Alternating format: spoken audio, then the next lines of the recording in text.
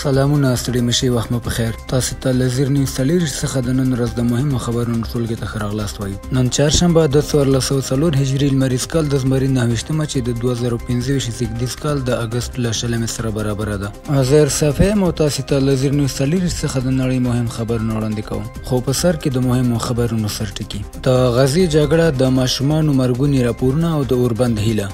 د غزې رسنیز دفتر په تازه شمیرونو کې ویلي د اسرایلی جګړې له پیله تر اوسه له 2.0 زیات فلسطینیان وژل شوي دي چې نږدې 19,000 بېګناه ماشومان دي. اسرائیل د غزې ښار د نیولو لپاره 80,000 ریزرف سرتیري راوبلل او هند او چین د اړیکو د بیا رغونې هڅې ګړندۍ کړي دي. اوس هم پام وکړئ پوره خبرونو ته.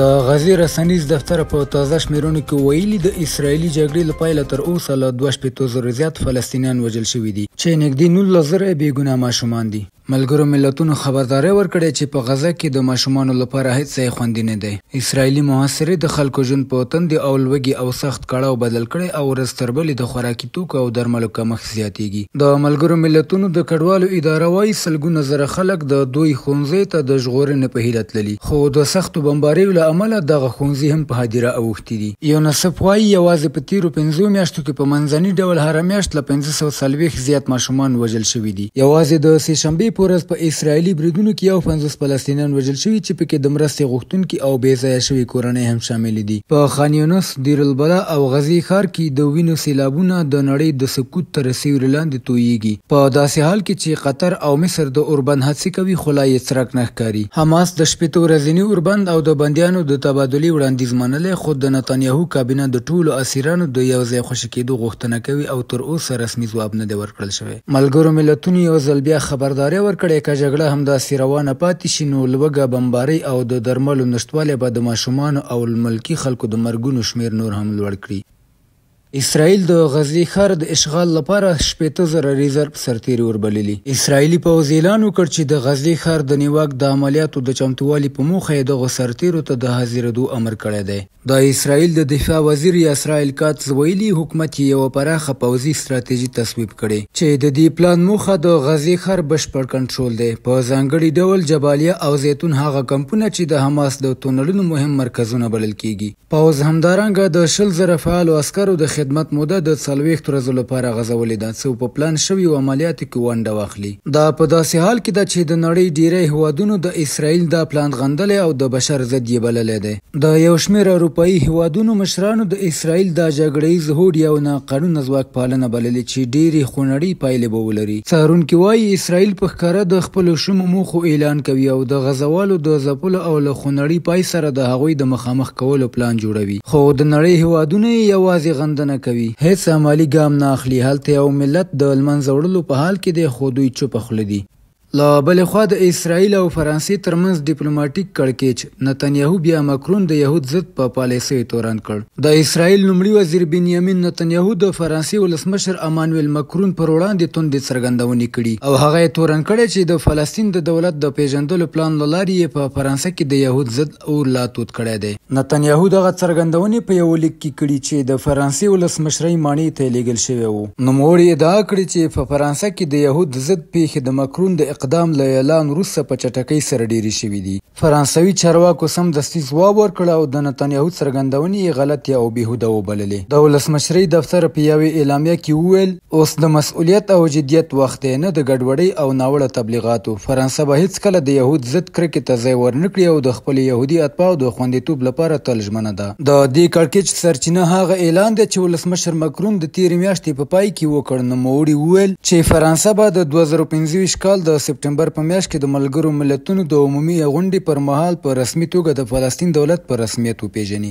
دا پریکړه د لویدیځو صنعتي هیوادونو په کچه یو بېساري او تاریخي ګام ګڼل کیږي. د دې اقدام پایلې به نه یوازې په منځني ختیځ کې د سولې پر بهیر بلکې د نړیوال سیاست پر انډول به هم اغیز ولري. د اسرائیل ترڅنګ د امریکا ځینو چارواکو هم د مکرون پر پلان نیوکه کړې او هغه یې د سولې پر هڅو منفي اغیز لرونکی بللی دی. چین حکومت د بیړني اوربند غوښتنه کړې او خبرداری ورکړې چې د جګړې دوام به د بشري ناورین کچه نوره هم لوړه کړي.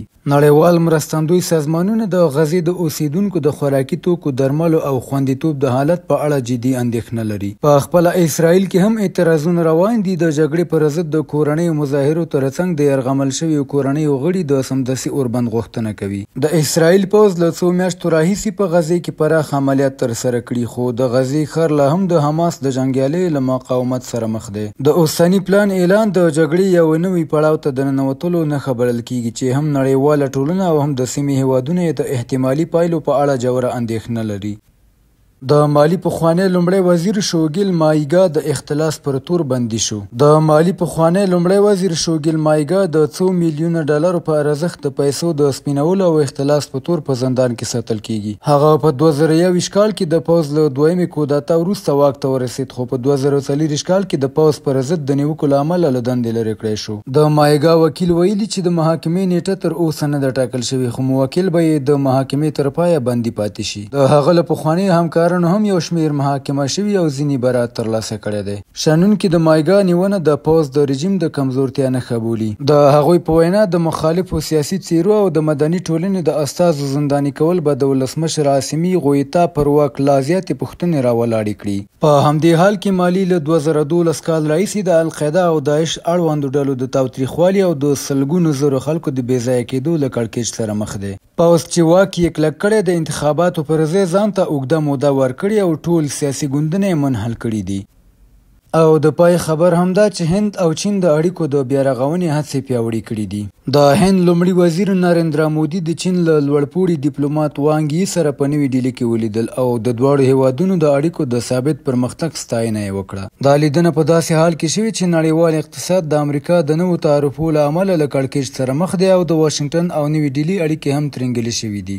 مودي د دواړو لوري ترمنځ د ګټو او حساسیتونو د درناوي ټینګار وکړ. وانګ یي د سفر پر مهال د هند د بهرنیو چارو وزیر سوبرامانیم جي شنکر او د ملي امنیت سلاکار اجیت دووال سره هم کتلي دي چې د دوی ډیری خبرې د سرحدي شخړو د کمولو او د حدودو پر ټاکلو متمرکزې وي. د دواړو هیوادونو اړیکې د 2020 کال د لداخ خونړۍ نښتې وروسته سختې ترنګلې شوې چې پکې 10 هندي او 4 چینایي سرتیري ووژل شول. له هغې وروسته په دواړو خواو کې سوداګري او سیاسي اړیکې ټکنۍ شوې وي. په وروستیو کلونو کې بیا ځینې مثبت ګامونه اخیستل شوي دي، لکه د سرحدي ځواکونو د کمولو تړون، د سوداګرۍ محدودیتونو نرمول او د مستقیمو الوتنو د بیا پیل هڅې. شنونکي باور لري چې د سرحدي لانجې حل یوازې د دواړو هیوادونو د مشرانو په کچه د سیاسي جوړجاړي له لارې ممکن دی.